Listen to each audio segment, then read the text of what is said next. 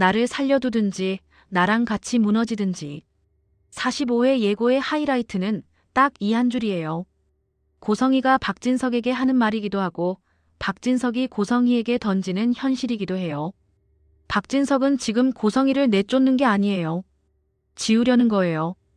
집에서 나가라가 끝이 아니고 나가도 어디에도 설 자리가 없게 만들겠다는 뜻이에요. 박진석 같은 사람은 감정으로 싸우지 않아요. 소리 지르고 문 쾅 닫는 걸로 끝내지 않아요.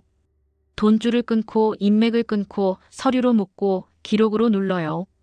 상대가 숨쉬는 구멍을 하나씩 막아버려요. 그게 박진석의 벌이에요. 예고에서 박진석이 고성희에게 말하는 그 문장. 그게 26년 동안 나를 기망한 너에게 내리는 벌이야. 이 말은 분노가 아니에요. 협박도 아니에요. 판결이에요. 너는 이제부터 사람으로 살지 못한다는 선고예요. 그리고 박진석 목소리는 차분할 거예요. 오히려 그게 더 무서워요. 흥분한 사람은 실수하거든요. 근데 박진석은 흥분하지 않아요.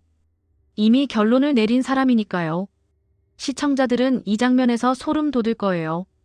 왜냐하면 박진석이 무섭다기보다 저런 사람이 실제로 존재한다는 게 무서우니까요. 감정 없이 상대를 해체하는 사람. 우리 주변에도 있거든요. 고성희는 그걸 알아요. 그래서 눈물이 나와요. 그런데 고성희의 눈물은 후회가 아니에요. 공포예요. 내가 정말 끝날 수도 있다는 공포. 이 장면에서 고성희가 어떤 표정을 지을지 벌써 보여요. 입술은 떨리는데 눈빛은 이미 다음 수를 계산하고 있는 얼굴. 울면서도 싸우는 얼굴. 하지만 고성희는 여기서 끝나는 사람이 아니에요. 고성희는 막다른 길에서 더 독해지는 사람이에요. 더 무서운 건 고성희가 무너지는 순간이 아니라 무너지다가 갑자기 멈추는 순간이에요. 사람이 진짜로 무너질 때는 울기만 해요. 근데 고성희는 울다가 갑자기 계산해요. 살려면 지금 뭘 해야 하지? 박진석이 뭘 제일 싫어하지? 박진석이 제일 약한 지점은 어디지? 이게 고성희의 생존 본능이에요. 고성희가 해야 할 일은 단순해요. 박진석이 깔아놓은 판에서 울면 끝이에요. 그러니까 판을 바꿔야 해요. 박진석의 판은 집안이에요. 고성희가 도망갈 수 없는 공간. 박진석 말이 법이 되는 공간. 고성희가 바꾸려는 판은 바퀴예요. 법이 개입하는 공간. 서류가 남는 공간. 증인이 생기는 공간. 그래서 고성희는 변호사를 찾아가요. 예고에 나오는 그 한 줄. 성희는 자신을 밑바닥으로 보내려는 진석의 진짜 의도를 알고 변호사를 찾아간다. 이게 핵심이에요. 고성희가 변호사를 찾는 건 억울해서가 아니에요. 방어하려고가 아니에요. 살려달라고 매달리려고가 아니에요. 고성희는 박진석에게 선택지를 강요하려는 거예요. 그 전에 고성희는 영나 작업실로 가서 2억을 요구해요. 여기서 중요한 건 이 2억이 박진석과 상관이 있냐 없냐가 아니에요. 상관없을 가능성이 크죠. 그럼 더 무섭죠. 왜냐하면 고성희가 지금 2억을 모으는 이유는 단 하나. 박진석과 싸울 최소한의 무기를 갖추려는 거예요. 변호사를 붙이려면 돈이 필요해요. 서류를 정리하려면 돈이 필요해요. 사람을 움직이려면 돈이 필요해요. 그리고 고성희는 원래 그걸 너무 잘 아는 사람이에요. 영나가 봉투를 내밀고 고성희가 미소를 띠는 장면. 그 미소를 감정으로 보면 안 돼요. 저건 안도의 미소가 아니라 전환의 미소예요.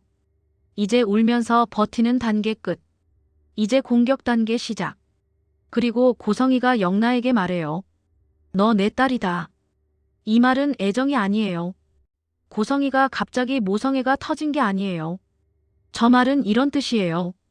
너도 나처럼 딜을 걸 줄 아는 애구나.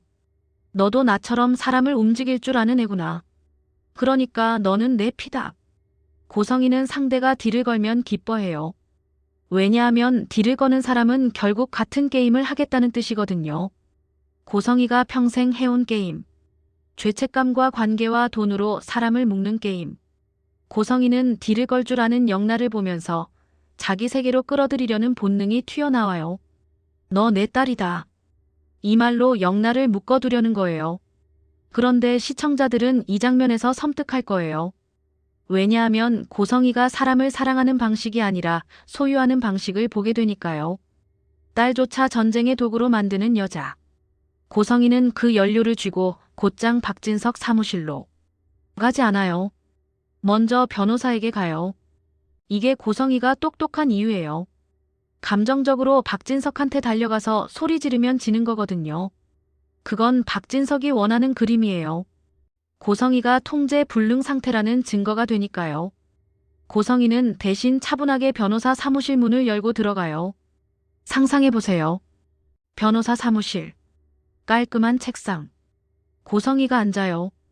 얼굴은 울다 만 얼굴인데 눈빛은 울음이 아니에요. 계산이에요. 변호사가 묻겠죠. 어떻게 도와드릴까요? 고성이는 잠시 침묵해요. 그리고 말해요. 제 남편이 저를 밑바닥으로 보내려고 합니다. 막을 생각은 없어요. 막는 건 임시예요. 저는 제 남편이 저를 밑바닥으로 보내려 할수록 남편도 같이 흔들리게 만들고 싶어요. 변호사는 펜을 들어요. 구체적으로 어떤 방식으로요? 고성이는 웃어요. 방금 전까지 울던 사람이 맞나 싶을 정도로 또렷하게 웃어요. 나를 살려두든지 나랑 같이 무너지든지. 이 두 가지 선택지만 남기고 싶어요. 이 대사를 고성이가 변호사에게 던지는 순간 이 싸움은 부부싸움이 아니게 돼요. 전쟁이 돼요. 고성이는 박진석이 제일 싫어하는 게 뭔지 알아요. 의심이에요. 권력은 의심에서 무너지거든요. 사람들이 저 사람 뭔가 있나? 하고 한 번만 생각하면 그때부터 박진석의 힘은 흠집이 나요. 박진석은 그걸 누구보다 잘 알아요. 그래서 선제 공격을 해요. 고성이를 집에서 쫓아낸다. 끝이 아니에요. 바깥에서도 못 움직이게 만든다. 그게 박진석의 다음 수예요. 그런데 고성이는 그걸 예상해요.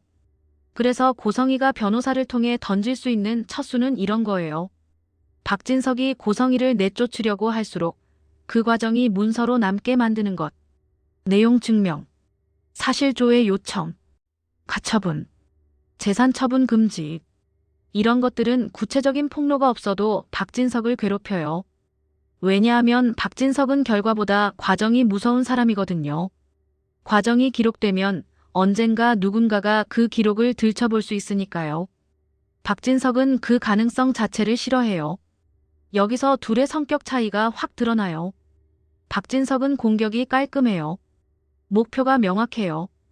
고성이를 사회적으로 고립시키는 것. 돈줄 차단. 주변 사람 차단. 고성의 편을 들면 너도 끝이라는 메시지. 이걸 아주 조용하게 돌릴 거예요. 고성이는 반대로 지저분하게 싸워요.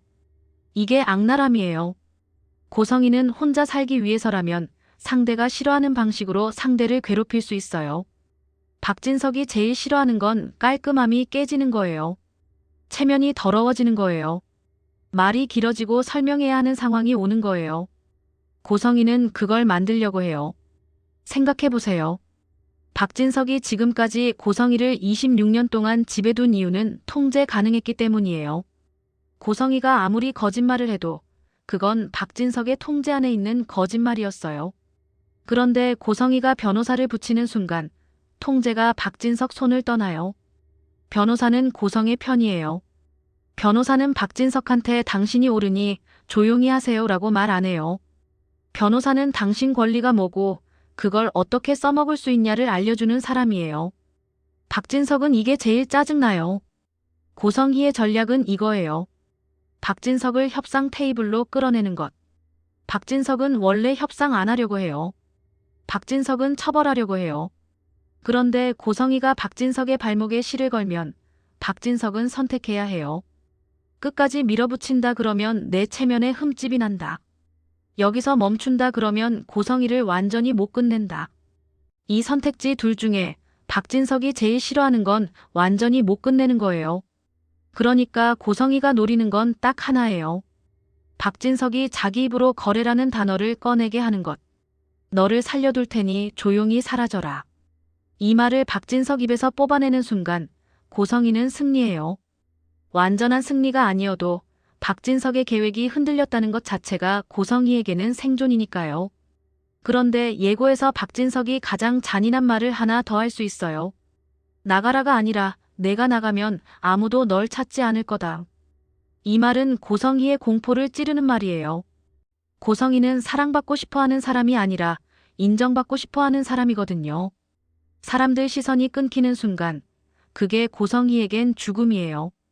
고성희는 지금까지 어떻게 살았어요? 박진석 옆에 서서 사람들 시선을 받으면서 살았어요. 저 사람이 박진석 부인이구나. 그 말이 고성희의 정체성이었어요.